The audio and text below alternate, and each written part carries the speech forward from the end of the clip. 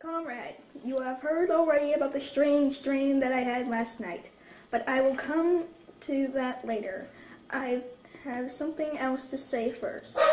I don't think, comrades, that I shall be with you for many months longer, and before I die, I feel it is my duty to pass on to you such wisdom as I have acquired. I have had a long life. I have had much time for thought as I lay alone in my stall, and I think I may say that I understand the nature of the life on earth as well as any animal now living. It is about this that I wish to speak with you. Now, comrades, what is the nature of this life of ours? Let us face it. Our lives are miserable, laborious, and short. We are born, we are just given enough, so much food as will keep the breath in our bodies, and those of us who are capable of it are forced to work to the last atom of our strength.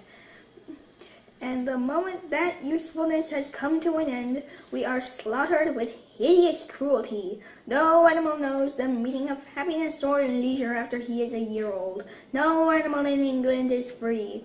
The life of an animal is misery and slavery. That is the plain truth.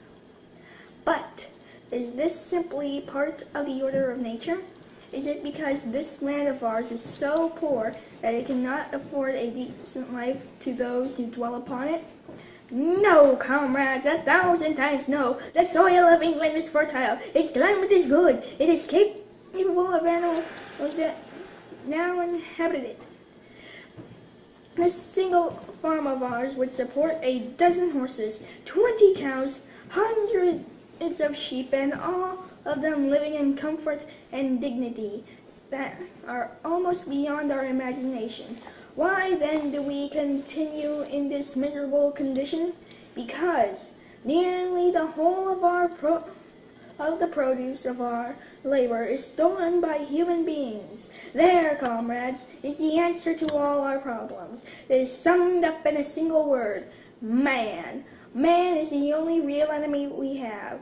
Remove man from the scene, and the root cause of hunger and overwork is abolished forever. Man is the only creature that consumes without producing. He does not give milk. He does not lay eggs. He is too weak to pull the plow. He cannot run fast enough to catch rats.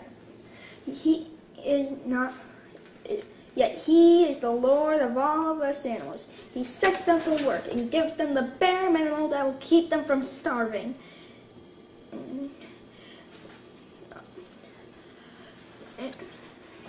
And the rest he keeps for himself.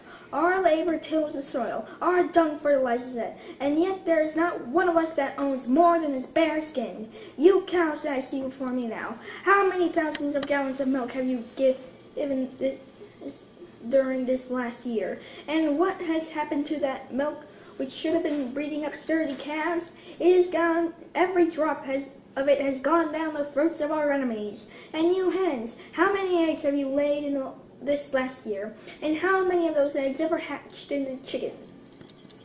The rest have all gone to market to bring in money for Jones and his men. And you, Clover, where are those 4 foals you bore, who should have been the support and pleasure of your old age? Each was sold at a year old. You will never see them again. In return for your 4 confinements and all of your labor in the fields, what have you ever had except your bare rations in a stall? I and the miserable lives we lead are not allowed to reach their natural span. For myself, I do not grumble, for I am one of the lucky ones. I am 12 years old and have had over 400 children. Such is the natural life of a pig. But no animal escapes the cruel knife in the end. You young porkers who are sitting in front of me, every one of you will scream your lives out at the block within a year. To that horror we all must come. Cows, pigs, hens, sheep, everyone, even the horses and dogs have no better fate. You, boxer, the very day that those great muscles of yours lose their power, Jones will sell you to the necker, who will cut your throat and boil you down for the foxhounds. As for the dogs, when they grow old and toothless, Jones ties a brick round their neck and drowns them in the nearest pool. Is it not crystal clear, comrades, that all the evils of this life of ours springs from the tyranny of human beings?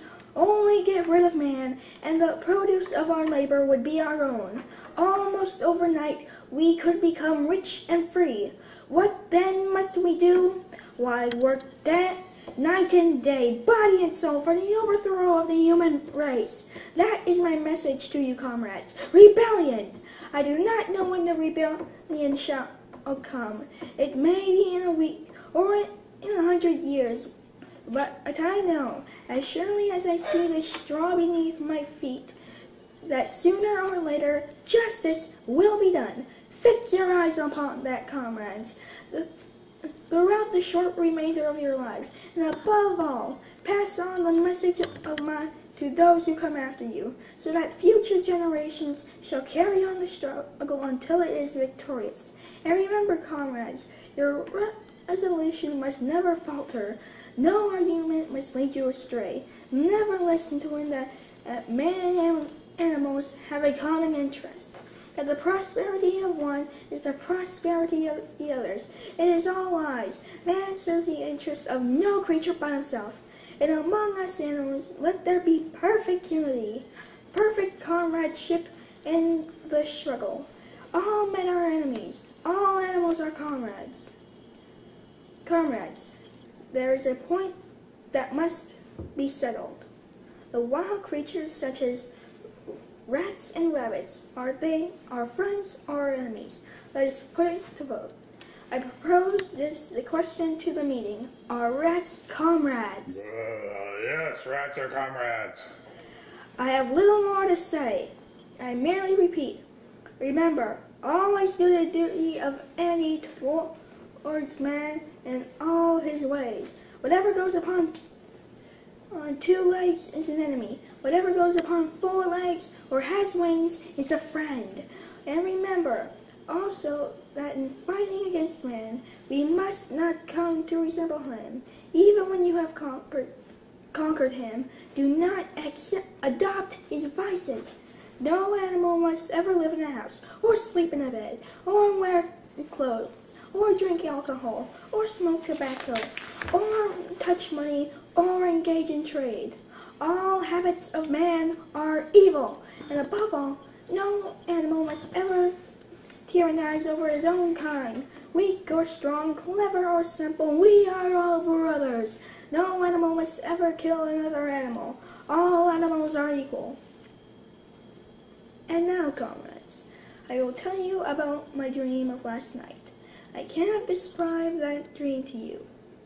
It was a dream as the earth as it will be when man has vanished. But it reminded me of something I had long forgotten. Many years ago, when I was a little piggy, my mother and the other sows used to sing an old song of which they knew only the tune and the first 3 words. I had known that tune in my infancy, but it has long since passed out of my mind.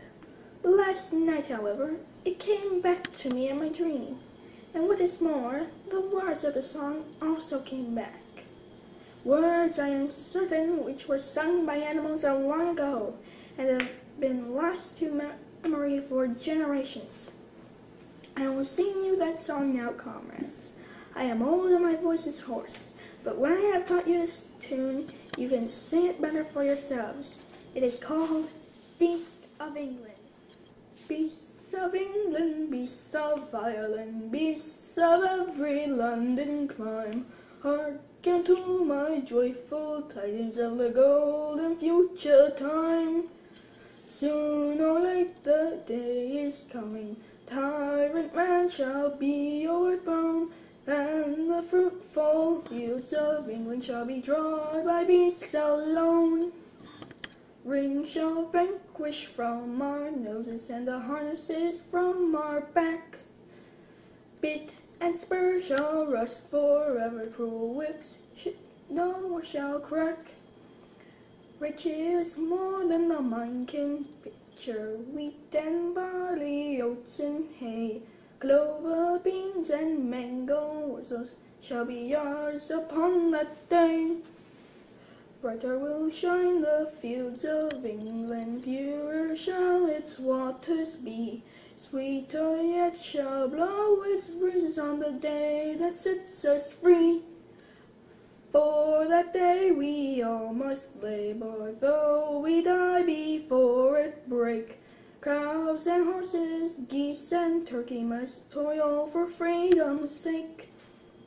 Beasts of England, beasts of Ireland, beasts of every land and clime,